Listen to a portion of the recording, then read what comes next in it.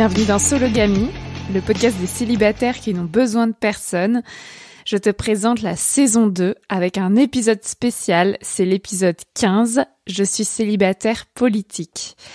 Je m'appelle Marie-Albert, j'ai 27 ans et j'habite dans un petit village des Yvelines, dorénavant. Je suis aventurière, journaliste et autrice féministe. Je me définis comme une femme, cisgenre, blanche, pansexuelle, célibataire, jeune, mince, athée et d'origine bourgeoise. Dans Sologamy, je donne la parole à des personnes célibataires et minorisées pour discuter des différentes réalités du célibat dans ce pays. Je sors une émission mensuelle le premier mardi du mois. Aujourd'hui, je lance la saison 2 de Sologamy avec un épisode tout doux. Je vais te présenter le célibat politique. Je sais, ça n'a pas l'air doux comme ça. J'aurais dû le faire avant parce que c'est en me saisissant de ce concept de célibat politique que j'ai eu l'idée précisément de lancer ce podcast Sologamy en 2020. Je ne reçois aucune invitée aujourd'hui, mais je te partage toutes mes réflexions autour du célibat, du féminisme et de la politique. Cet épisode a été initialement enregistré le 19 février 2020, avant la pandémie, avant le lancement de ce podcast, sur un ferry finlandais.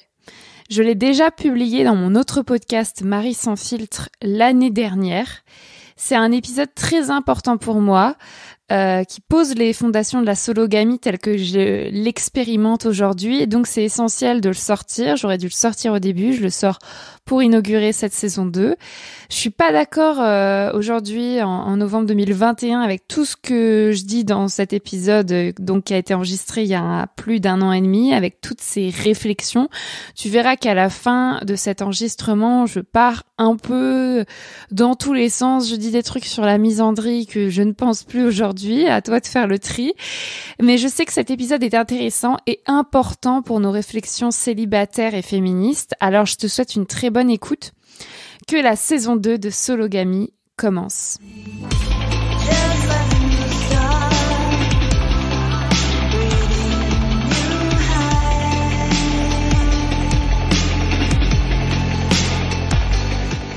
Nous sommes mercredi 19 février 2020. Je suis allongée dans le lit de ma cabine sur un ferry finlandais qui m'emmène d'Allemagne à Helsinki en Finlande. Je suis partie du port de Lübeck ce matin en Allemagne et nous arrivons à Helsinki en Finlande demain après-midi. Puisque en fait je voyage sans avion jusqu'en Laponie, dans le nord de la Finlande. Je vais passer une semaine chez ma sœur qui étudie en Erasmus à Rovaniemi en Laponie, à côté du village du Père Noël, quoi. Et voilà, j'ai vraiment hâte, mais en même temps, moi, ce que je préfère dans le voyage, c'est le mouvement, en fait. Donc là, je vis ma meilleure vie, en fait. Je suis sur le ferry et je retrouve des sensations de mon tour du globe en cargo qui sont folles.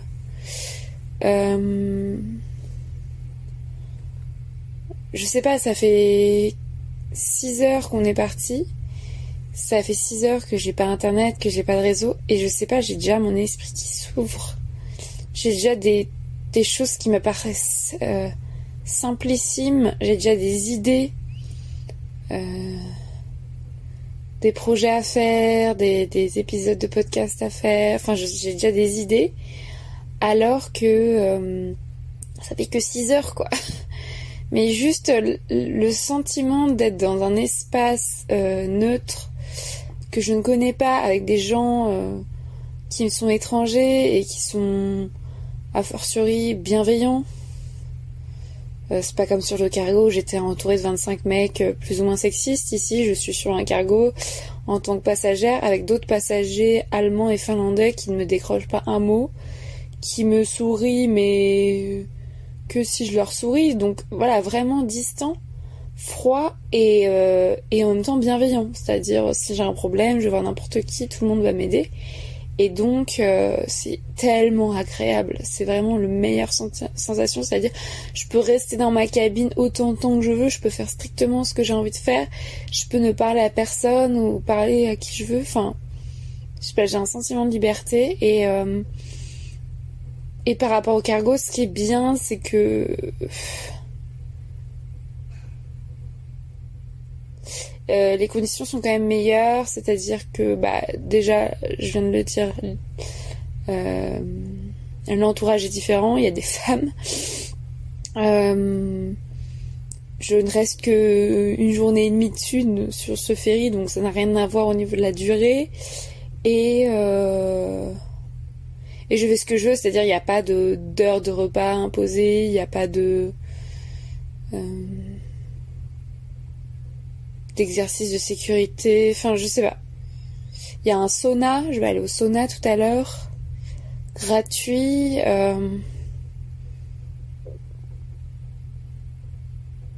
Voilà, je vois vraiment tous les avantages du voyage en bateau, alors que quand je suis montée ce matin, je me suis dit oh non, franchement, j'aime pas la mer, c'est pas mon truc. À chaque fois, je me dis ça parce que ça a quelque chose quand même de claustrophobe. Enfin, être enfermée, c'est pas mon délire. Là, je suis dans une cabine. En fait, je suis surtout contente parce que c'était une cabine qui, sur le papier, était présentée comme une cabine à partager à 4, donc avec 3 autres femmes. Et en fait, on n'est pas beaucoup de passagers, et je viens de comprendre pourquoi. On n'est pas beaucoup de passagers parce qu'en fait, les gens ne prennent plus le ferry, quoi. Le ferry, il est construit pour, je sais pas, avoir peut-être pas 1000 passagers, mais plusieurs centaines. Parce qu'il y a vraiment beaucoup de cabines. Il y a un grand restaurant, enfin vraiment, on voit qu'il y a de l'espace. Et là, on doit être 20. Peut-être on est 20 ou 30, une trentaine de passagers maximum. Donc c'est assez triste. Après, le ferry il transporte surtout des marchandises d'Allemagne en Finlande, mais c'est vrai que du coup je suis rentrée dans ma cabine et il y avait un seul lit de fait, et là je me suis dit en fait je vais vivre ma meilleure vie, je vais être toute seule dans ma cabine, et du coup je suis toute seule dans ma cabine alors qu'il y a effectivement 3 lits en tout, et tranquille. Il y a même la télé, moi je l'ai pas allumée, mais il y a une télécommande, donc ça veut dire qu'elle peut s'allumer. Je sais pas ce qui se passe, mais par contre il n'y a pas de hublot. Ça c'est sûr, j'ai pris le moins cher, donc il n'y a pas de fenêtre, donc je peux pas vraiment rester longtemps dans ma cabine, sinon je deviens complètement dingue. Et donc voilà, l'enfermement c'est pas mon truc, et donc au début je me suis dit oh non, fais chier, et en fait je kiffe. Enfin moi c'est toujours tout rien. C'est pas que je suis faite pour la mer, c'est juste que je trouve que ça apporte quelque chose. La mer, c'est un des derniers espaces où on n'a vraiment pas de réseau, vraiment pas de wifi. Et en l'occurrence, il faut payer pour avoir le wifi ici, comme sur le cargo. Et je trouve que ça, on s'extrait du temps en fait. On s'extrait du quotidien, on s'extrait du stress. On regarde la mer, il n'y a rien à voir. Enfin, peut-être les falaises au loin, mais c'est d'un paisible en fait, c'est vraiment paisible, et je trouve que ça ouvre tous les chakras, et enfin pas les chakras, mais ça ouvre toutes les possibilités. Je sais pas, quand je suis en mer, je me dis tout est possible, et je me dis je vis ma meilleure vie en fait, c'est là où je dois être, c'est là où je suis maintenant, et je suis épuisée. J'ai dormi 6 heures la nuit dernière. Je me suis réveillée à 7h du mat, je suis épuisée. J'ai fait une pauvre sieste à midi. Il n'y a pas spécialement de raison pour que je me sente hyper bien. Mais juste, moi, quand je voyage, mais je suis au 7e ciel. Après, c'est le premier jour. Et le premier jour, c'est toujours l'euphorie. Ça, je le sais de mon expérience sur les cargos. Les premiers jours, j'étais toujours euphorique. Oh, c'est trop bien. Et puis après, je rentre un peu dans une dépression de qu'est-ce que je fous ici, qui va aussi m'arriver même si je reste pas sur le ferry, parce que je vais arriver en Laponie, je vais faire qu'est-ce que je fous ici. Et puis après il y a le corps s'habitue, l'esprit s'habitue, et puis ça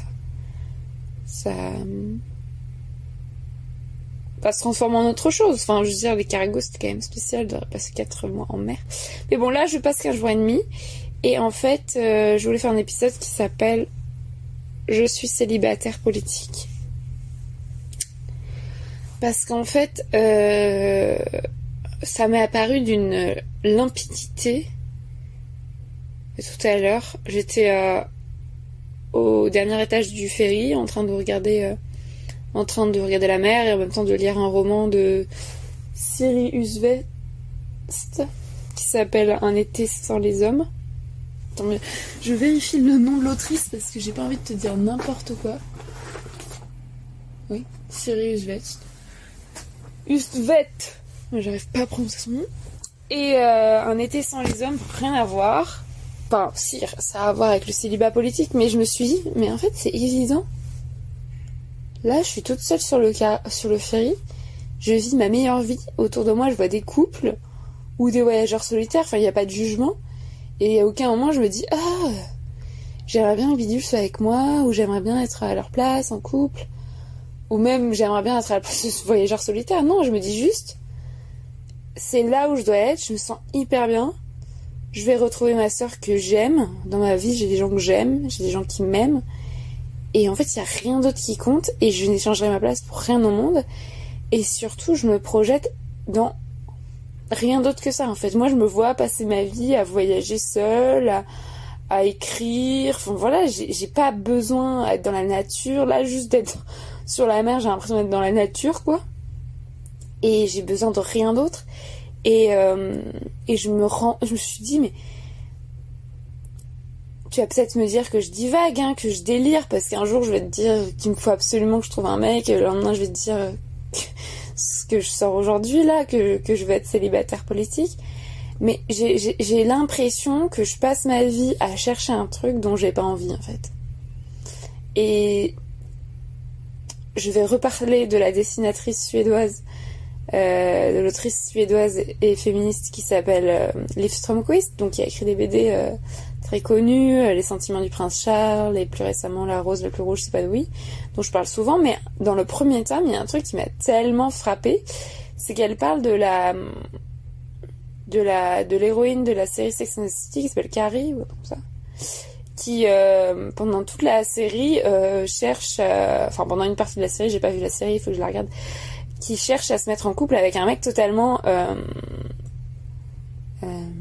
indisponible, enfin comment dire, hors de portée, quoi. Un mec qui ne veut pas d'elle, qui la traite comme de la merde et qui n'a clairement pas envie de se caser et qui est pas disponible émotionnellement. Et moi je me suis dit, mais moi je prends que des mecs, je choisis que des mecs, à chaque fois je jette mon dévolu sur des mecs qui sont pas disponibles émotionnellement, et à mesure que je me rends compte qu'ils sont de moins en moins disponibles émotionnellement, c'est-à-dire qu'ils commencent à me ghoster, et je m'accroche encore plus. En fait, c'est comme si, et elle le dit à un moment, Liv Strömquist, en parlant de Carrie, elle dit, mais en fait, les femmes qui s'attachent à des hommes disponibles émotionnellement, en fait, c'est inconsciemment qu'elles veulent rester seules, quoi. C'est-à-dire, je vise des mecs que je saurais que je ne peux pas avoir parce qu'en fait, j'ai pas envie d'être en couple. Et en fait, quand je lis ça, je me suis dit, mais en fait, c'est évident. Et même, je te le dis, hein, je le dis à tout le monde, j'ai aucune envie d'être en couple. C'est vraiment un truc. Le couple hétérosexuel, ça ne me donne pas du tout envie. Moi, je suis féministe radicale.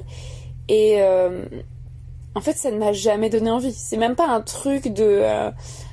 depuis que je suis féministe, je me suis rendu compte des inégalités, du coup, j'ai pas envie d'être en couple. C'est juste, dans ma chair, je sens que moi, ma valeur numéro 1 dans ma vie, c'est la liberté, et que si je suis en couple hétérosexuel, même si c'est un couple libre, etc., etc., je n'aurai pas jamais la liberté que j'ai en étant seule. Jamais.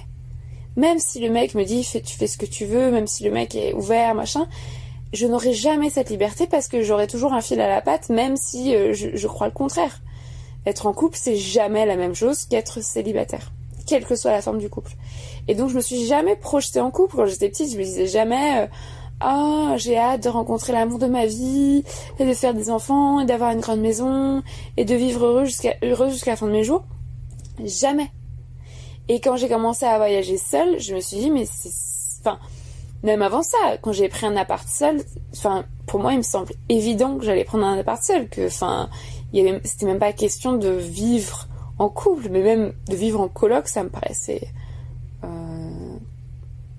hors de question. Enfin, je rêvais juste de vivre seule Et puis après, quand j'ai commencé à voyager seule, j'ai trouvé ça mais tellement incroyable. Et je me disais, mais punaise, toutes ces vacances, tous ces voyages, je me suis fait chier. Où je me suis fait chier avec des gens avec qui je me prenais la tête, où j'étais pas à l'aise, où on devait faire des compromis, où j'étais pas du tout à l'écoute de mes envies, de mes besoins. Et je parle de vacances avec mes parents, avec des amis, avec qui que ce soit. Et en fait, la chose... Parce que je savais que j'aimais voyager, mais la chose la plus simple, c'était juste pars toute seule. Et je ferai un épisode sur ça, Enfin, j'ai un épisode sur ça, sur le voyage seul. Mais la première fois que je suis partie seule en voyage, j'étais en Russie et je me suis dit, en fait, j'ai envie, à la fin de l'année, mon année d'Erasmus en Russie, j'ai envie de partir seule en Crimée. Enfin, pas seule, mais j'ai envie de faire une semaine de vacances en Crimée parce que à ce moment-là, la Russie avait annexé la Crimée, donc il y avait des vols pas chers pour aller en Crimée depuis Moscou, et que c'est le soleil, que j'avais pas vu le soleil depuis 6 mois, et en fait personne voulait venir avec moi en Crimée, de mes amis Erasmus. Du coup, je me suis dit, en fait, je vais y aller toute seule, quoi. Enfin, sur le coup, je me suis dit, je vais me faire chier, ça va être compliqué. Et puis je suis partie en Crimée et ça a été la révélation. Enfin, j'ai un souvenir de ce voyage. Alors il y avait des problèmes, des défauts. Enfin, voilà, le premier voyage seul en plus en Crimée, où personne parle anglais, il fallait parler russe tout le temps. C'était très très galère comme voyage et c'était incroyable. Mais voilà, faut écouter l'épisode qui s'appelle Je voyage seul pour que je te raconte. Et qu'est-ce que je voulais dire? Et du coup voilà, maintenant c'est juste évident que je voyage seule, que je vis seule, que je travaille seule, et avec ses défauts. C'est-à-dire moi, vivre seule, ça n'a de sens que si il y a une communauté autour. Par exemple, vivre seule à Paris, je trouve que ça n'a aucun sens. Parce que dans mon immeuble, ça fait 3 ans que j'habite là, et je connais peut-être 2 personnes, Shirley et Sabrina, mais j'oublie tout le temps leurs prénoms, je les vois presque jamais, on boit jamais de coups ensemble, on s'invite jamais, c'est juste on s'est parlé, on s'est filé des coups de main, on s'aime bien, mais enfin je connais presque personne dans mon immeuble, et puis quotidiennement je ne parle à personne dans mon immeuble, et si j'ai un problème, je ne sais même pas trop où elles habitent exactement, ces 2 meufs, et les gens de mon palier, je les connais même pas, quoi. Ils sont venus me voir de temps en temps parce que je faisais trop de bruit, mais c'est tout, quoi. Il n'y a jamais eu de présentation, il n'y a jamais eu d'échange, et moi c'est juste pas possible en fait, parce que c'est même pas c'est une question déjà de se sentir seul, c'est-à-dire vivre seul, c'est connu, c'est pas bon pour la santé. Même si je sors tous les jours, que je vais à mon coworking, que je vois mes potes, ma famille et tout, c'est pas bon en fait de vivre dans un environnement. Enfin, il y a des personnes à qui ça convient très bien, mais moi je trouve que c'est étouffant au bout d'un moment de vivre seul. S'il n'y a pas de communauté autour. Donc moi, mon rêve, et je vais déménager de Paris, c'est de trouver un endroit. Alors je vise la campagne parce que je me dis qu'à la campagne il y a plus de liens entre les habitants, mais c'est pas forcément vrai.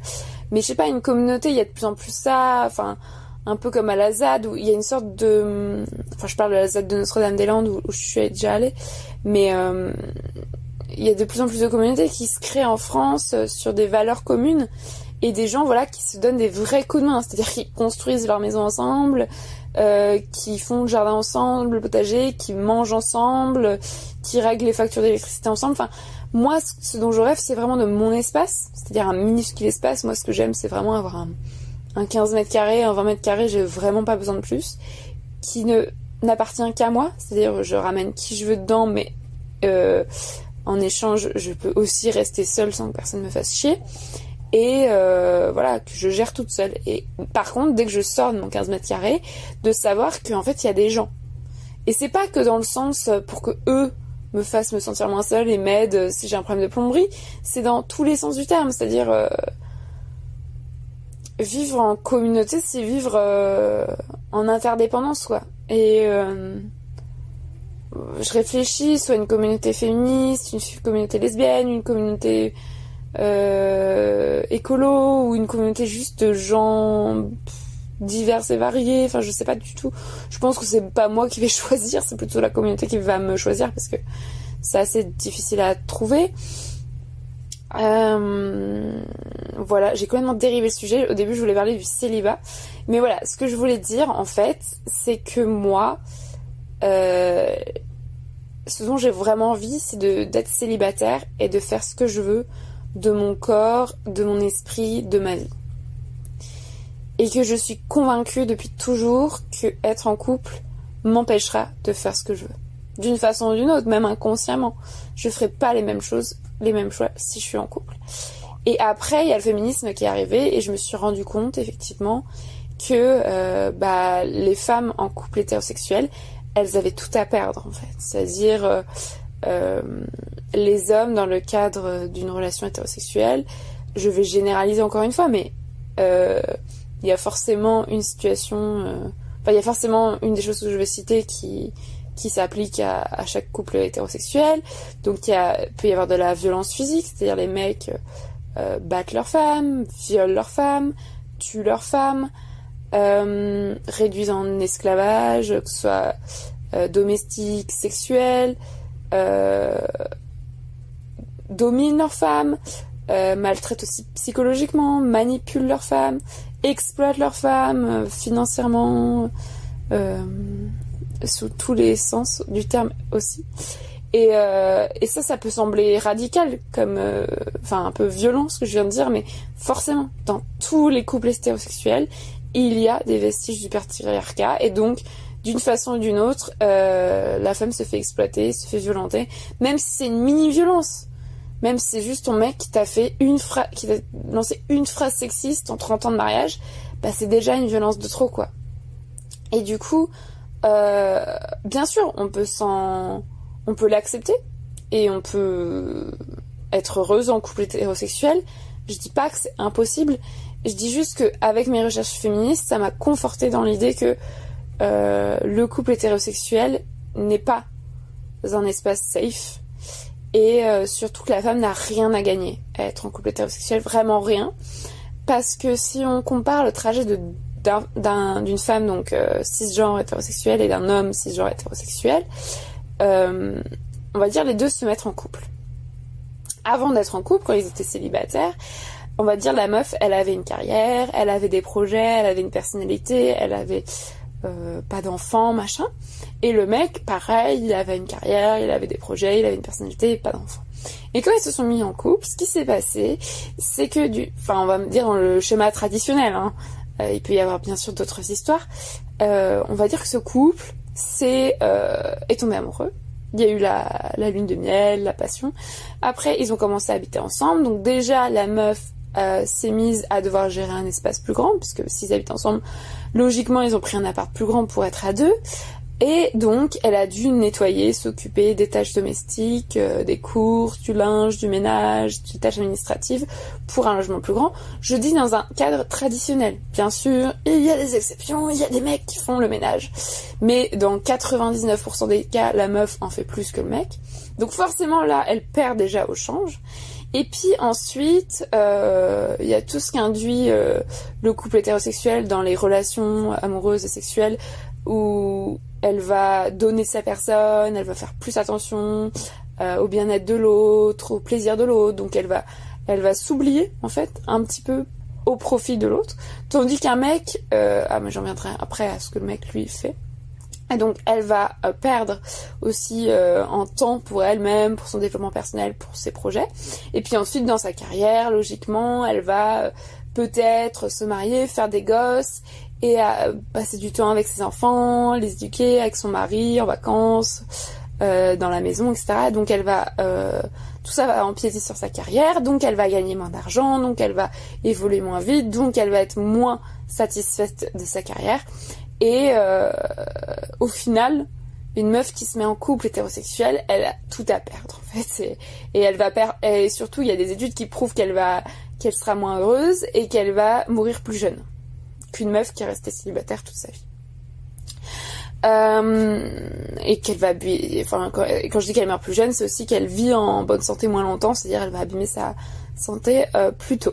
Et du côté du mec, lui, en fait, alors qu'une meuf, quand elle se met en couple hétérosexuel, elle a tout à perdre. Ça veut pas dire qu'elle va tout perdre, je dis juste que dans un sens ou dans un autre, elle va perdre quelque chose. Le mec, lui, hétérosexuel dans une relation classique, il a tout à gagner. Mais vraiment tout à gagner, donc c'est-à-dire qu'il va ça va le booster dans sa vie de se mettre en couple avec une meuf. Donc lui, sans doute qu'il va profiter en fait de ce cadre et que il va en faire moins domestiquement, il va faire moins le ménage, il va faire moins les courses, il va faire moins la cuisine, il va faire moins le linge, il va laisser certains pans de cette vie domestique à sa compagne, et puis sexuellement aussi il va profiter, ça va lui apporter beaucoup de confort d'avoir une femme entre guillemets qui pense à son plaisir et qui peut exploiter sexuellement. Il va être boosté dans sa carrière, dans sa vie, dans sa personnalité parce qu'elle va lui donner confiance en lui, elle va être à son écoute, il va pouvoir s'ouvrir à elle, lui parler de ses problèmes, elle va faire sa psy très souvent, ce qui n'est pas réciproque. Donc elle va l'aider à régler ses problèmes, ils vont faire des enfants et c'est lui qui va en profiter socialement parce que ça va pas du tout le freiner dans sa carrière, au contraire il va être reconnu par ses pairs, par ses potes, par ses chefs comme un bon travailleur mais aussi un bon père de famille qui coche toutes les cases d'une vie réussie pour un homme et voilà il va monter les échelons grâce à sa femme et grâce aussi à son travail sans doute, et gagner plus d'argent, occuper des postes de pouvoir, et mourir plus vieux, et en meilleure santé, et être plus heureux. Donc en fait ce que je te dis là, c'est pas moi qui théorise, hein, c'est des études très documentées, très anciennes, qui le prouvent en fait. Tout ce que je viens de dire là, c'est que c'est scientifiquement prouvé par des études sociologiques, des études scientifiques de santé, etc. sur la santé des hommes, la santé des femmes, et si ils et elles vivent en façon célibataire ou en couple. Après, ça veut pas dire qu'il faut pas se mettre en couple.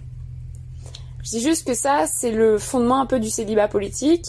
On est célibataire pour des raisons différentes. Par exemple, moi, je suis célibataire parce que j'ai besoin de cette liberté, j'ai envie de rester seule. Mais après, la dimension politique, elle peut s'appuyer sur ce que je viens de raconter, en fait. Sur le côté pratique, en fait. Enfin, genre, le côté féministe. En fait, voilà. Et puis maintenant, je vais prouver par l'exemple, c'est-à-dire j'étais en couple de mes 17 ans à mes 24 ans. Et donc pendant 4, 5, 6, 7 ans, j'étais en couple.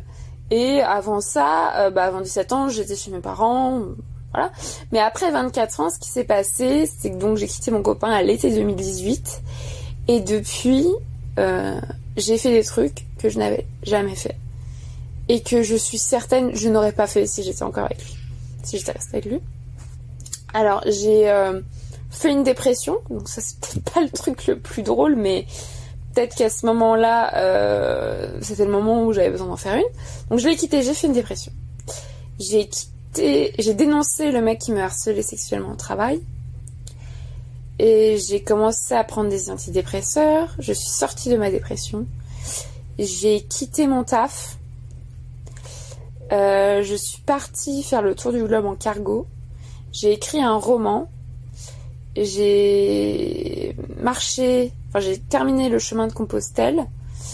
Je suis devenue journaliste pigiste. J'ai écrit des articles publiés dans la presse magazine sur les droits des femmes. Voilà, j'ai encore approfondi mon féminisme. J'ai lancé mon podcast. J'ai couché avec plein de personnes, j'ai embrassé des femmes.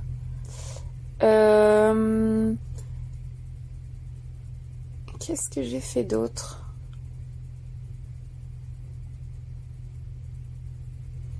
J'ai fait la fête. J'ai fait du stop. Et là, je suis encore en train de partir en voyage en Scandinavie. Et surtout, j'ai passé beaucoup de temps avec mes amis, avec ma famille. Voilà. Franchement, tout ça, je n'aurais Enfin, je dis pas que j'aurais rien fait si j'étais restée avec lui, mais j'aurais jamais pu faire tout ça. Et quand je me revois en couple, et quand je repense aux périodes où j'ai quitté mes copains, parce que j'ai quand même eu des périodes de célibat, bah, les périodes où j'ai fait le plus de trucs de voyage, de trucs originaux, j'ai pris plus d'initiatives, j'ai multiplié les projets, c'était des périodes où j'étais célibataire. Quand j'étais en couple, ça m'a...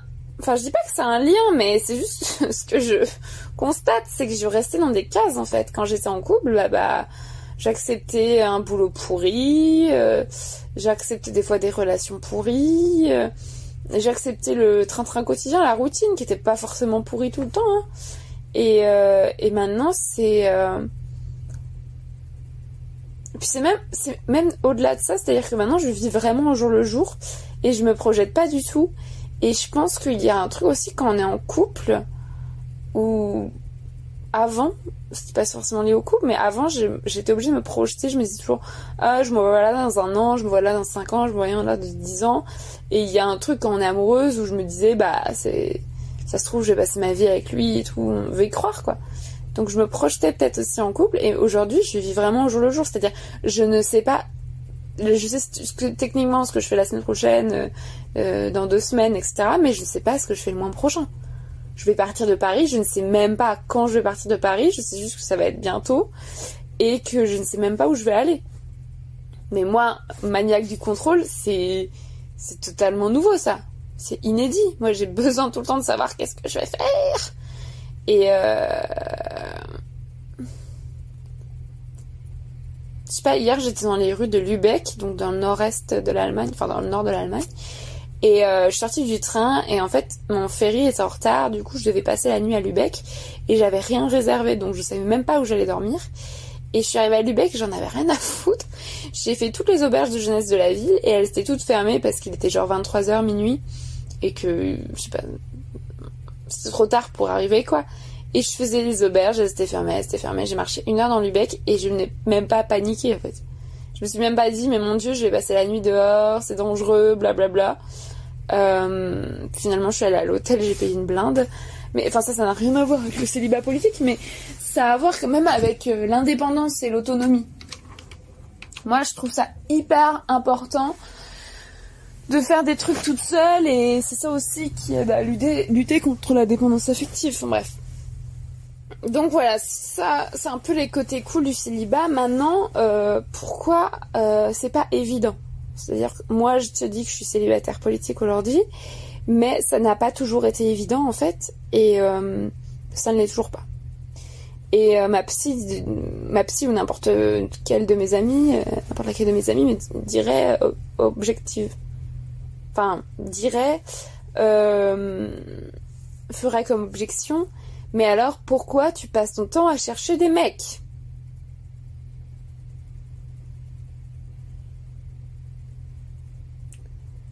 Et ma psy, elle me disait avant-hier, mais pourquoi vous restez dans ces relations insatisfaisantes? Parce qu'en ce moment, j'ai des relations très insatisfaisantes avec 2 mecs que je vois plus qu'épisodiquement, et qui, par texto, sont vraiment de tense, quoi. Donc ça me saoule, parce que moi, je supporte pas qu'on réponde à mes textos 5 jours après. Mais de n'importe qui, hein, je veux dire... mais en plus de mecs qui sont censés être intéressés par moi. Enfin bref. Donc bref, la réponse est simple. Je lui ai dit pourquoi je me satisfais de ces relations insatisfaisantes. C'est parce que je préfère avoir des relations insatisfaisantes que pas de relations du tout. Et là, tu vas me dire, mais tu viens de dire que tu étais célibataire politique. Alors oui, bienvenue dans la contradiction de Marie-Albert. Mais en fait, je vais l'expliquer, c'est assez simple. C'est que, en fait, je vis dans une société qui met tout en œuvre pour que je me case. Mais vraiment, tout en œuvre pour que je me mette en couple. Et là, je vais parler de sexe, et je vais parler d'un truc qui vient de se passer et qui me fait beaucoup de mal. Enfin, qui me fait beaucoup de mal. Qui est de ma faute, d'ailleurs. C'est que ma meilleure amie est en couple avec un mec depuis 6 ans. Et ça fait longtemps qu'elle a pas baisé avec lui. Et quand j'ai appris que ça faisait longtemps qu'il baisait pas, J'étais hyper choquée. Je me suis dit, mais c'est pas possible, pourquoi tu me l'as pas dit? Et pour elle, c'était une non-histoire. Enfin, vraiment, elle était en mode, bah, je sais pas, on s'en fout. Enfin, ça n'a pas d'importance. Pour elle, ça ne change strictement à rien à l'amour que les deux personnes se portent, à leur relation. Enfin, ça n'a vraiment aucune importance. Et moi, j'étais hyper choquée. Parce que pour moi, le sexe, c'est hyper important. Je reste dans l'idée que quand on est en couple, on doit baiser. Même si je suis d'accord que quand ça fait plusieurs années qu'on est en couple, on n'est pas obligé de baiser toutes les semaines. Non, c'est logique qu'il n'y a plus vraiment de désir au bout d'un moment. Mais là, je me suis dit, mais attends, c'est pas normal. Ça fait tellement longtemps qu'ils sont pas baisés. Il faut en parler. Et surtout, j'ai eu une réaction vraiment épidermique, genre, what? Et elle, en fait, je me suis rendu compte longtemps après que ça l'avait blessée. Et qu'en fait, c'était sexiste comme réaction. C'est-à-dire, enfin, pas sexiste, tout ce qu'on veut, mais on vit dans une société tellement normée, hétéronormée, où voilà, il faut être en couple et en plus, il faut baiser, quoi. Et si on baisse pas, ça y est, on est anormal, on est forcément malheureux, ça va forcément pas bien dans le couple. Et du coup, voilà, je regrette beaucoup ma réaction. Et donc, ça revient à ce que je voulais dire sur les normes, en fait. C'est-à-dire, depuis que je suis toute petite, on m'apprend, si on parle du sexe, qu'il faut baiser, mais pas le montrer. Hein. Hashtag dédicace à Instagram qui vient de supprimer mon compte parce que je parle trop de cul. Donc il faut baiser mais pas le montrer publiquement. Il faut être une salopolie mais pas le crier sur tous les toits.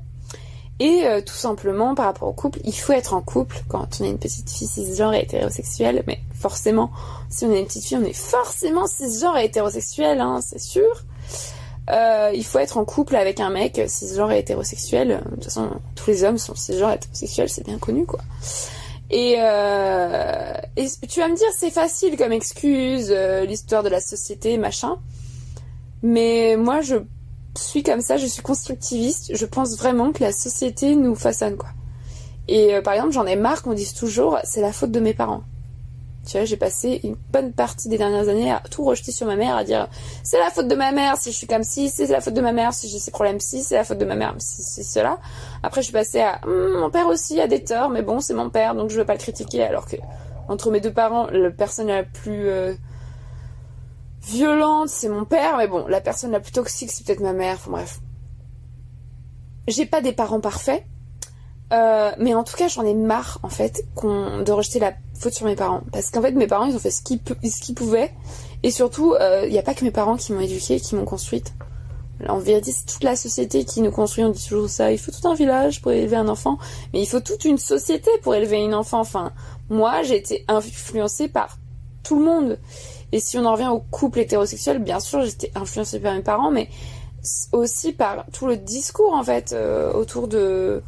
Bah, il faut être en couple, les dessins animés, les films, la musique, les romans, enfin tout ce qu'on nous montre à petite fille, adolescente, c'est ça, quoi. Donc au bout d'un moment, enfin moi je trouve ça hyper difficile de se projeter dans autre chose.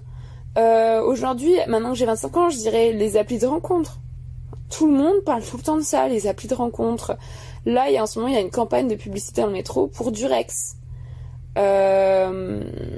Bon, ça n'a rien à voir, c'est des préservatifs, mais ça parle encore de cul et de il faut baiser et machin. Il y avait une campagne, je dis pas que c'est pas bien, hein, je te dis juste que j'observe.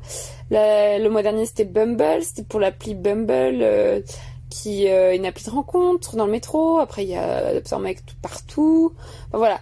Tout ça, c'est des trucs omniprésents et toujours tes potes, moi-même, hein, la première, hein, qui demandent, je fais ça aussi avec mes potes, hein, qui demandent alors, t'es en couple, t'as trouvé quelqu'un, t'as trouvé un mec, tu baises qui en ce moment.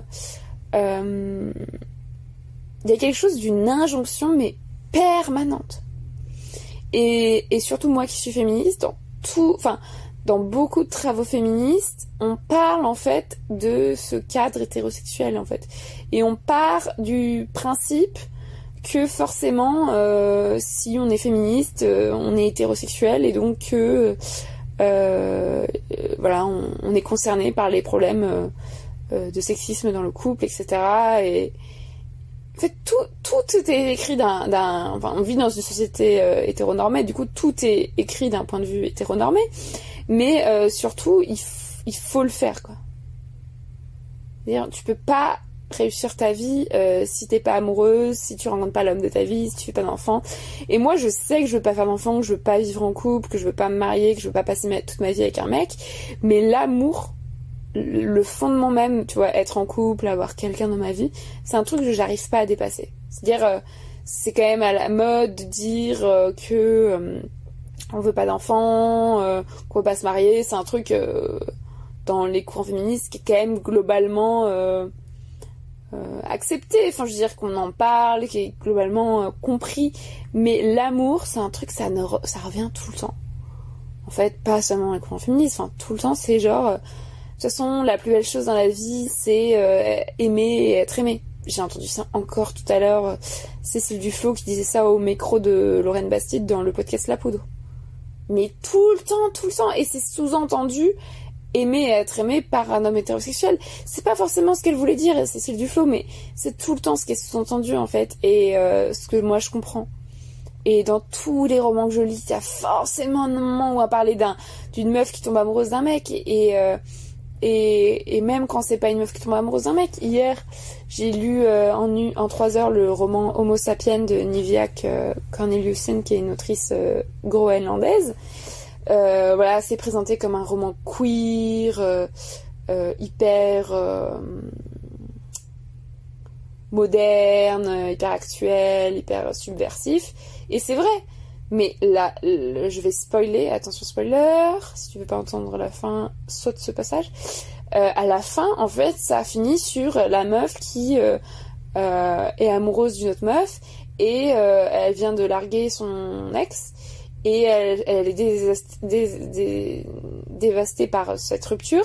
Et heureusement, ça finit bien parce qu'elle se met en couple avec la meuf dont elle était secrètement amoureuse jusqu'alors. Ça finit comme ça le roman, genre... espoir, il y a de l'amour, elles se sont mises en couple, c'est bon, blablabla. Je suis en mode, mais en quoi c'est subversif, en quoi c'est féministe, en quoi c'est moderne, quoi. Enfin, j'adorais ce roman, vraiment. Encore une fois, c'est pas une histoire de critiquer, c'est juste que c'est partout. Et même dans les trucs féministes, en fait, et même dans les trucs queer, c'est toujours de l'amour. Et c'est peut-être aussi parce que je suis obsédée par ça, hein. Mais moi, j'ai l'impression que c'est un discours qui est vraiment orienté vers les meufs. Et en fait, j'en peux plus. Et en fait, je fais un burn-out militant, si tu veux, mais vraiment un burn-out général des mecs, des relations, de l'amour, je n'en peux plus. Et je fais ça régulièrement, c'est-à-dire, en fait, ça me gave. Et moi, en fait, par exemple, quand je rate une relation, c'est-à-dire quand je m'attache émotionnellement à un mec qui n'est pas disponible émotionnellement, et forcément, ça plante, parce que secrètement, j'ai pas envie d'être en couple, ça me soulage. Il y a une partie de moi qui est soulagée que ça échoue parce que c'est ce que j'ai cherché, tu vois. Et après, je pars quelques mois en voyage, quelques mois dans le célibat, je supprime toutes les applis, je coupe tout et je me sens mais trop soulagée, quoi. Et il y a forcément toujours un moment où ça revient, c'est-à-dire c'est toujours un truc qui revient. Je me réinscris sur l'appli, vraiment je suis dépendante affective, je retombe amoureuse d'un mec qui va me traiter comme de la merde. Je recherche à nouveau l'amour, je lis 10 000 essais de psychologie, Eva Illouz, Liv Quiz sur les relations hétérosexuelles, machin, des romans d'amour, des films d'amour. Je ne fais que ça. Je suis ma première geôlière, hein, c'est toujours ça. Hein. Mais en vérité, ça me gave. Et même, tu vois, quand je vais chez ma psy et que vraiment, je suis plus en dépression, j'ai plus aucun symptôme dépressif. Enfin, une fois par mois, j'ai un petit coup de mou, mais je vais bien, j'ai la vie que je veux, j'ai des problèmes, mais enfin voilà, ça avance. Les trucs qui reviennent tout le temps chez ma psy, c'est mes relations avec les mecs. Et en fait, avant-hier, ça me saoulait. En fait, je me disais vraiment, mais j'ai pas... Enfin, là, je suis en train de payer 60 balles la consultation pour parler d'un non-sujet, quoi. En fait, je suis en train de parler du fait que ça marche pas avec les mecs, alors que je sais très bien pourquoi ça marche pas, que pendant ce temps, eux ne sont pas du tout en train de parler de ça à leur psy, alors que c'est franchement eux qui en auraient plus besoin que moi. Vu le nombre d'heures où j'en ai déjà parlé avec ma psy, c'est bon. Et surtout, j'ai envie de parler d'autre chose, quoi. Ça me saoule de payer 60 balles chez ma psy pour parler de mecs indisponibles émotionnellement. Enfin, ça m'insupporte. Et je pense que il y a aussi un truc du fait que c'est toujours entre guillemets mauvaise féministe. Il y a un essai de l'américaine noire et féministe qui s'appelle Roxane Gay. Elle a écrit un essai connu qui s'appelle Bad Feminist, où elle explique qu'elle est une mauvaise féministe. Et toutes les féministes, on pourrait dire ça, on est des mauvaises féministes. Et moi, il y a un truc toujours qui revient, je me sens coupable aussi, je me sens toujours mauvaise féministe quand je reviens sur l'appli de rencontre, que je continue à rencontrer des mecs. Et aussi, à un moment donné, j'étais dans un mouvement militant avec des meufs queer et lesbiennes et bi, et moi, je disais tout le temps, je suis pansexuelle, je suis attirée par les femmes, mais je sais pas pourquoi je couche avec des mecs. Et du coup, ça fait de moi une mauvaise féministe. Je suis dans des relations de merde parce que de toute façon, j'en ai même pas envie. Enfin, c'est voué à l'échec.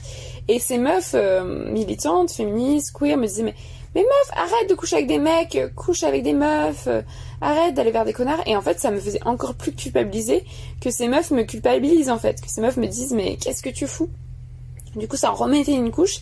Et je me sens hyper coupable. À chaque fois que je vais sur les applis, que je parle avec des mecs, à chaque fois que je baisse des mecs, à chaque fois que je deviens dépendante affective de mecs, à chaque fois que je qui me font souffrir. En fait, je me sens tout le temps coupable parce que je me dis, je suis une mauvaise féministe. Si j'étais une bonne féministe, j'arriverais à être célibataire politique, ou j'arriverais à être lesbienne, j'arrêterais de parler à ces mecs. Et puis de l'autre côté, il y a ma psy qui m'aide, qui essaie de m'aider pour avoir des relations plus apaisées, plus simples, plus sereines avec les hommes, pour sortir de ma dépendance affective, pour aller mieux. Mais en fait, tout ça se recroise et au final, je me dis toujours, mais il n'y a rien qui évolue, quoi. C'est-à-dire, je continue à aller avec des mecs avec qui je sais ça ne peut pas marcher, parce qu'au fond de moi, je veux pas être en couple. Mais en même temps, j'ai pas non plus envie d'être en couple avec une meuf ou avec une personne non binaire. Je n'ai vraiment pas envie d'être en couple. Alors bien sûr, j'ai envie d'amour, j'ai envie d'être amoureuse.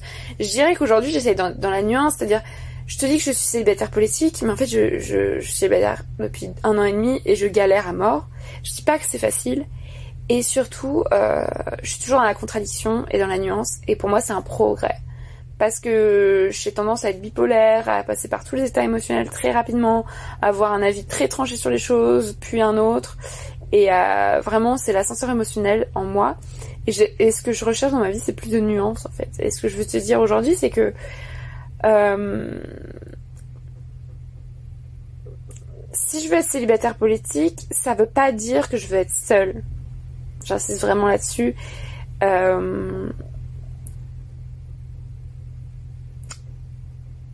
En fait, tout n'est pas tout noir ou tout blanc. Quand je dis que je suis féministe, c'est une volonté d'être féministe. Mais il y a plein de moments de ma vie où je suis sexiste. Vraiment, objectivement. Par exemple, j'ai pensé à ça tout à l'heure aussi. Mes 2 cousines, qui ont mon âge, sont tombées enceintes très tôt, à 20 ans à peine, et ont eu des enfants. Et moi, j'ai vraiment condamné ça. Je me suis vraiment dit, mais qu'est-ce qu'elles foutent? Elles font de la merde, pourquoi elles avortent pas? Pourquoi elles sont pas mieux protégées? Ça va gâcher leur vie, elles sont vraiment inconséquentes, elles ont pas de cerveau. Et c'était une réaction hyper sexiste. Je m'en rends compte juste aujourd'hui. C'est-à-dire, en écoutant aussi Cécile Duflot, micro de Lorraine Bastide, qui explique qu'elle a fait des enfants tôt, et qu'on l'a culpabilisée pour ça, surtout que c'était une femme politique, qu'elle s'occupe pas des enfants, nanana. Et elle disait, en fait, si j'ai envie de faire des enfants tôt, je fais ce que je veux, quoi. Et je me suis dit, mais en fait, qui je suis? Mes cousines, je les ai jamais critiquées en vrai, mais bon, je pense, enfin, je sais pas. Si je les ai déjà critiquées en vrai, j'espère pas. Mais c'était tellement sexiste de penser, juste de penser ça. Et puis j'en ai parlé je l'ai dit à ma mère, tu vois, que j'étais contre et tout.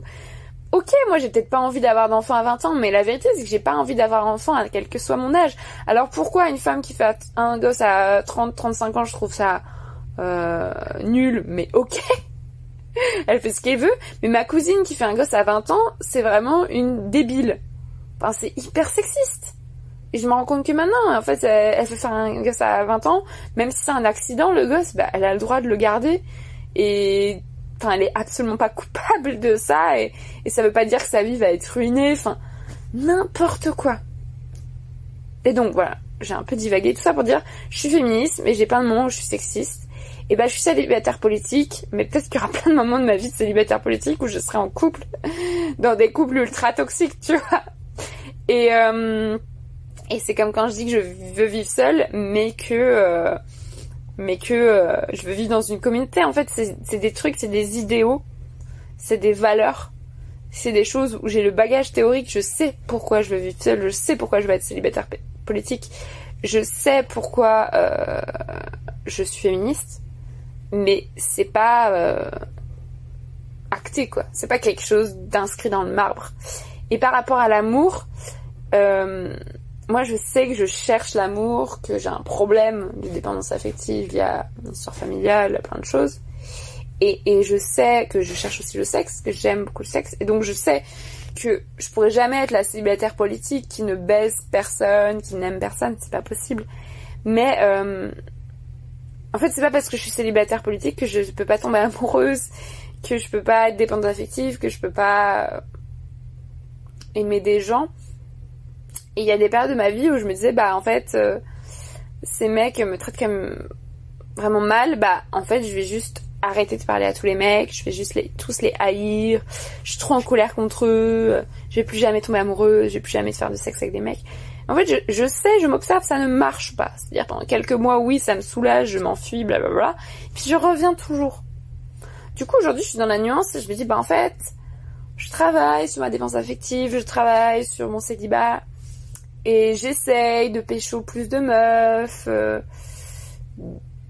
de sortir un peu l'hétérosexualité, de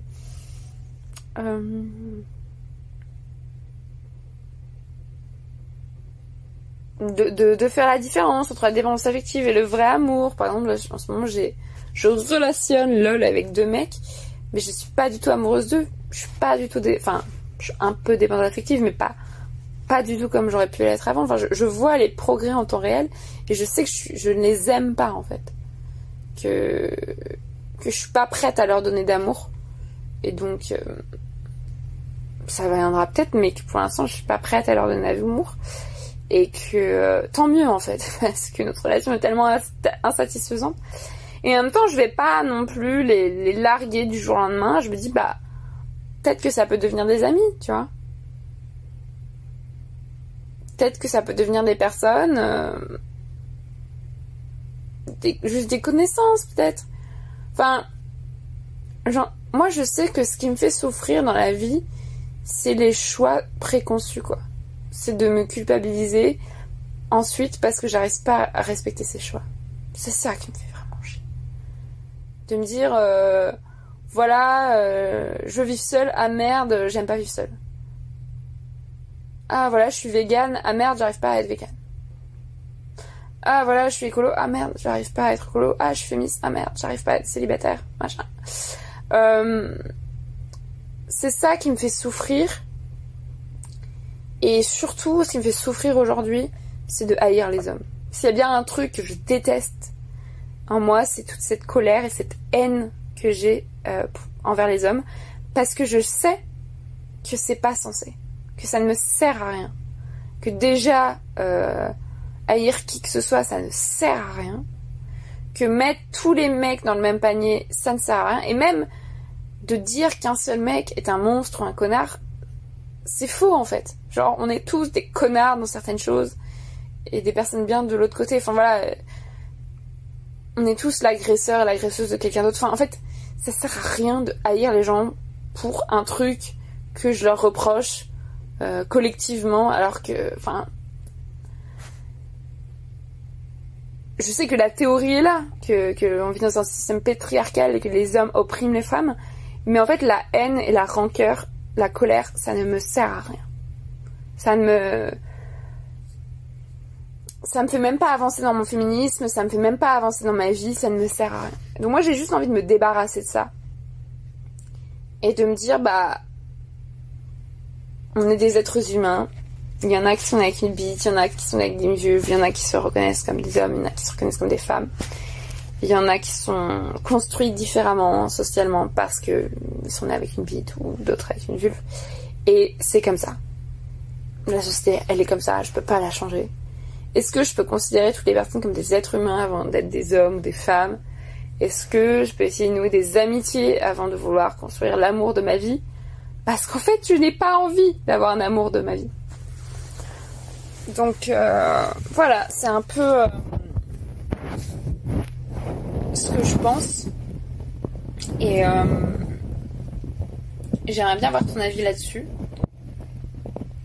Parce qu'aujourd'hui je pense ça, hein. Aujourd'hui je pense que j'ai vraiment envie d'être célibataire, et puis demain je vais penser l'inverse,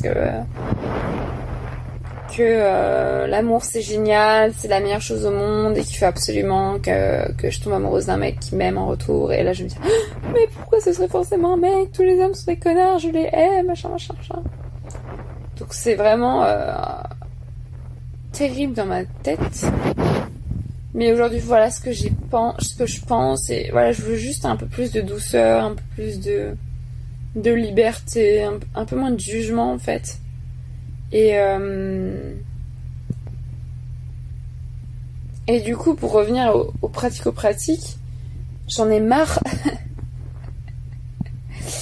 de voir les relations hommes-femmes disséquées partout, de lire que des trucs liés à l'amour, ça me fait chier. Et en même temps, je peux pas m'empêcher, ça m'aimante, parce que c'est quand même cool l'amour. Et puis j'ai été socialisée à attendre que ça de la vie. Enfin, le nombre de fois où j'entends, où je pense même dans ma tête, la chose la plus belle qui peut m'arriver dans la vie, c'est de tomber amoureuse. Il y a rien de plus beau que l'amour, machin, de plus fort, blablabla. Alors que franchement, si je réfléchis, les personnes avec qui j'ai les relations les plus fortes, pour lesquelles je ressens plus d'amour et vice versa, c'est des personnes de ma famille, c'est des personnes parmi mes amis, mais c'est en aucun cas des mecs. Même si je réfléchis aux relations qui m'ont le plus apporté, où il y a eu le plus d'amour, qui m'ont rendue le plus heureuse, mais jamais je te citerai un mec, jamais. Donc je dis pas que c'est impossible, je dis juste que y a plein de personnes qui peuvent te donner de l'amour et me donner de l'amour, et c'est pas forcément dans un cadre conjugal, quoi. Et du coup il y a des périodes comme ça où j'ai envie juste de me couper du féminisme, de me couper des relations amoureuses, des films romantiques, des romans d'amour.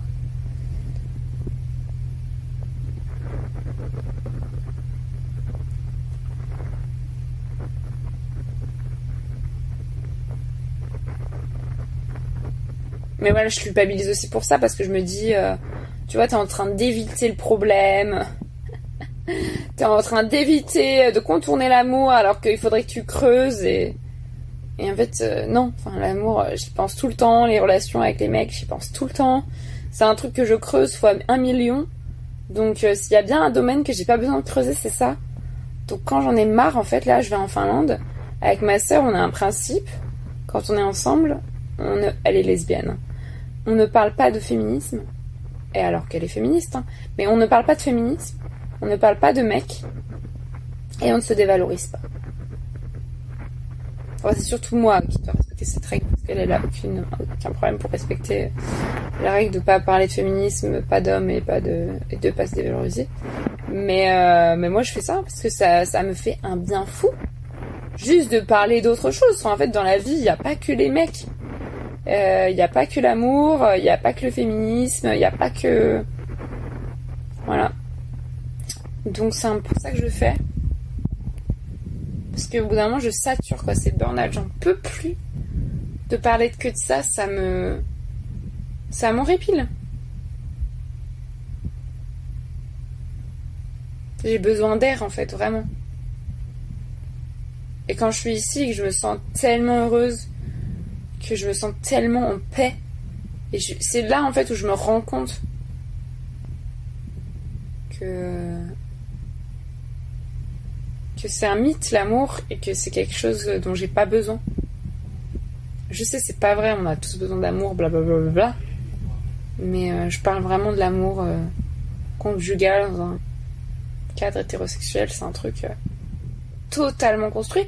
Et je pense qu'en fait,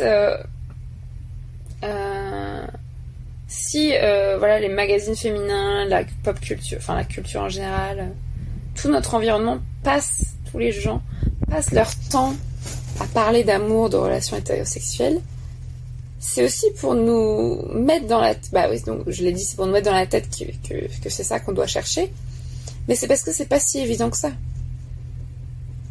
Je veux dire, qu'il faut boire, qu'il faut manger, qu'il faut aller aux toilettes, qu'il faut respirer, ça on l'apprend pas dans les magazines féminins ou dans les romans, ça on le sait. Mais par contre, pour les relations hommes-femmes, l'amour, le sexe, ça, il faut lire des bouquins, il faut regarder des films, il faut en parler toute la journée avec ses potes, parce que sinon, c'est dangereux, il se pourrait qu'on y échappe. Donc moi je me dis, en fait c'est peut-être parce que c'est pas si évident que ça. Le couple monogame hétérosexuel, c'est peut-être pas si évident que ça, et il faut peut-être nous le rentrer dans le crâne à coups de marteau pour que ça rentre, parce qu'en fait on serait peut-être pas disposé à penser ça si on nous le vendait pas toute la journée. Enfin franchement, ce que j'expliquais tout à l'heure sur les avantages et désavantages d'un couple hétéro pour un mec et une meuf, ça, si on était biberonné à ça depuis qu'on est petit, par ses études, par ses conclusions, je pense qu'on serait tous et toutes célibataires et que les mecs seraient tous à nos pieds. En fait, ce serait l'inverse de la situation actuelle. On vient un peu dans un monde imaginaire où les meufs donnent trop d'amour, trop d'attention aux mecs pour se mettre en couple parce qu'elles ont envie de se mettre en couple, et les mecs fuient l'engagement. Mais en fait, si depuis notre temps d'enfance on est biberonné à l'idée que nous mettre en couple quand on est une meuf ça va nous desservir, et inversement pour les mecs, bah en fait ce seraient les mecs qui seraient à nos pieds toute la journée pour qu'on se mette en couple avec eux. Et nous on serait en mode bah non, enfin pourquoi je me mettrais en couple avec toi, j'ai aucun intérêt à le faire. Ok, tu peux me faire un cuni si tu veux, mais ça n'ira pas plus loin. Oh mon dieu, mais ce serait tellement drôle. Enfin, je sais pas, moi, c'est pour ça aussi que je me trouve mauvaise féministe, c'est que je me dis quand même tout le temps, mais attends, je supplie un mec pour lui sucer la bite, alors qu'il me traite comme de la merde, mais et qu'il me rendra jamais heureuse. Donc il y a quand même un truc bizarre. Je sais très bien que je suis mieux seule, mais je vais quand même le supplier pour lui sucer la bite. Mais il y a vraiment un truc bizarre. Ça s'appelle le patriarcat. Voilà, et aussi je voulais faire cet épisode Je suis célibataire politique, parce que je dis souvent que pour fuir ces relations déséquilibrées, ces relations hétérosexuelles déséquilibrées, on peut devenir lesbienne. Et moi, j'exclus pas d'avoir des relations, d'être en couple avec des femmes, mais on peut aussi être dépendante affective dans un cadre lesbien. On peut aussi être lesbienne et passer notre vie à chercher l'amour alors que ça nous rendra jamais heureuse. Donc le célibat politique, et puis surtout on peut ne pas vouloir devenir lesbienne. Donc le célibat politique, c'est un peu... je dirais pas que c'est un régime, comme l'hétérosexualité est un régime politique, le célibat politique est un régime politique aussi, mais c'est pas un truc forcément qu'il faut appliquer toute sa vie, mais je dirais que c'est un truc à tester. Moi, le nombre de potes que j'ai qui n'ont jamais été célibataires depuis qu'elles ont 15 ans, elles sont en couple, mais je peux même pas les compter tellement elles sont nombreuses.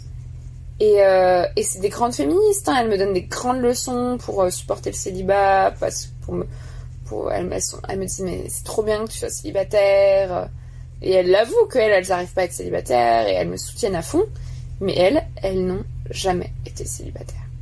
Et dès qu'elles, ça veut pas dire qu'elles sont avec la même personne depuis 10 ans, c'est que dès qu'elles interrompent une relation ou que l'autre interrompt la relation, elles trouvent quelqu'un d'autre. Et donc elles, à l'inverse de moi, elles ont une faculté que j'avais avant, puisque je suis restée longtemps en couple aussi, à trouver un autre mec hyper rapidement. Et moi, j'ai une faculté à trouver des mecs qui ne peuvent pas s'engager, donc c'est très différent. Et en fait, le célibat politique ou le célibat tout court, c'est un truc à tester. Je pense que c'est comme voyager seul, c'est comme vivre seul.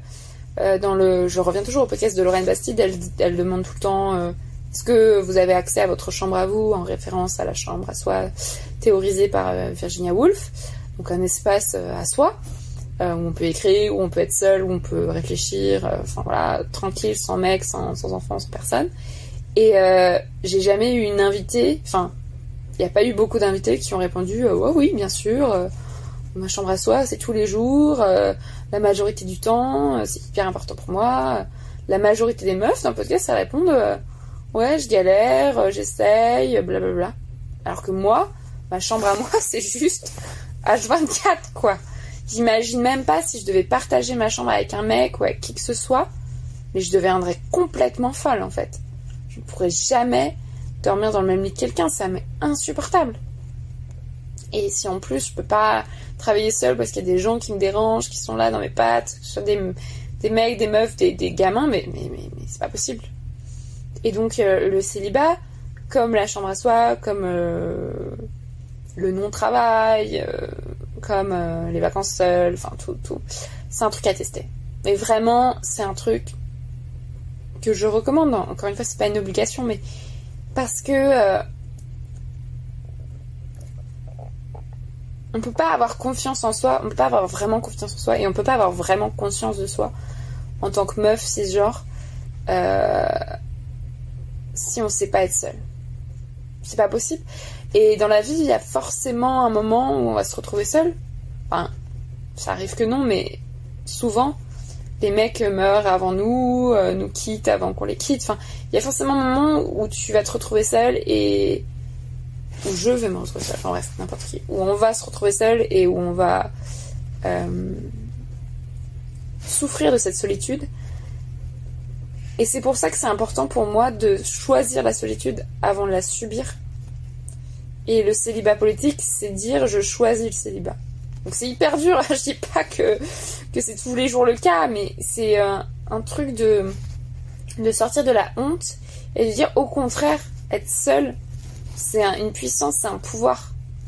C'est dire en fait je n'ai pas besoin d'un mec pour exister. Et juste essayer le célibat, je sais pas, pendant 3 jours, enfin, il n'y a pas forcément besoin de passer des années, mais juste de sentir que le matin personne ne m'envoie de message pour me dire bonne journée, me souhaiter une bonne journée, le soir personne ne m'envoie de message pour me dire bonne nuit. En fait là si je disparais, personne ne s'en rend compte. Peut-être qu'on découvre mon cadavre dans 3-4 jours. Et encore, c'est même pas sûr, parce que mes amis, ma famille m'écrivent pas tous les jours, quoi. J'ai personne à qui penser, j'ai personne qui pense à moi, je veux dire toute la journée. Personne qui compte sur moi, moi je compte sur personne. Le célibat, c'est vraiment très dur. Pour une meuf, quand on a été éduquée dans cette société, c'est vraiment très différent.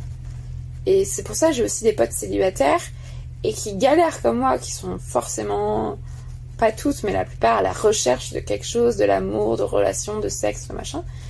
Parce que c'est hyper dur d'assumer d'être seule et d'assumer d'être bien seule et de... Et je sais même pas si c'est possible, quoi. Et donc, ouais, ça demande vraiment beaucoup de courage. Et moi, franchement, les premiers temps, quand j'étais seule, je me suis devenue célibataire et je crois que le truc qui manque le plus, c'est vraiment ce message de bonne nuit le soir. C'est un truc qui était vraiment automatique avec mes mecs et que... même maintenant que j'ai des relations épisodiques avec des mecs ou que je parle à mes potes tous les jours, ce message de bonne nuit, il est pas du tout là. Enfin, ça arrive peut-être, je sais pas, une fois par semaine, une fois tous les 2 semaines que quelqu'un me dit bonne nuit. Mais moi, je trouve c'est hyper beau, enfin, d'avoir quelqu'un qui me souhaite bonne nuit. Je trouvais ça genre, oh, quelqu'un pense à moi. Et non, il y a plus ça, quoi.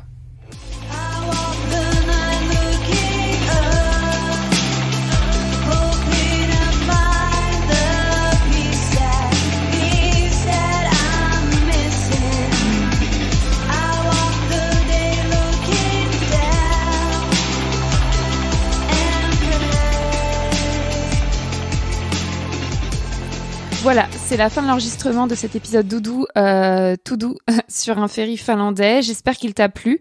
Je suis très contente d'inaugurer la saison 2 de Sologamy avec le célibat politique, avec ses réflexions féministe. Et toi, qu'en penses-tu? Est-ce que tu te définis comme célibataire politique? Est-ce que ça te parle ou pas du tout?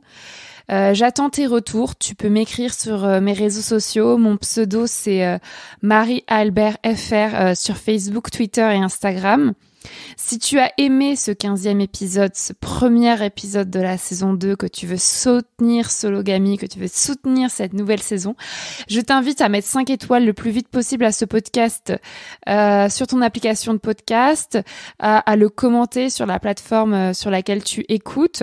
Tu peux aussi le partager avec tes proches, participer à ma cagnotte en ligne. Pour soutenir mon travail, j'ai mis, comme d'habitude, le lien de cette cagnotte en ligne dans la description de cet épisode. Tu sais, aujourd'hui, je touche le RSA, le revenu de solidarité active, qui s'élève à un peu moins de 600 € par mois.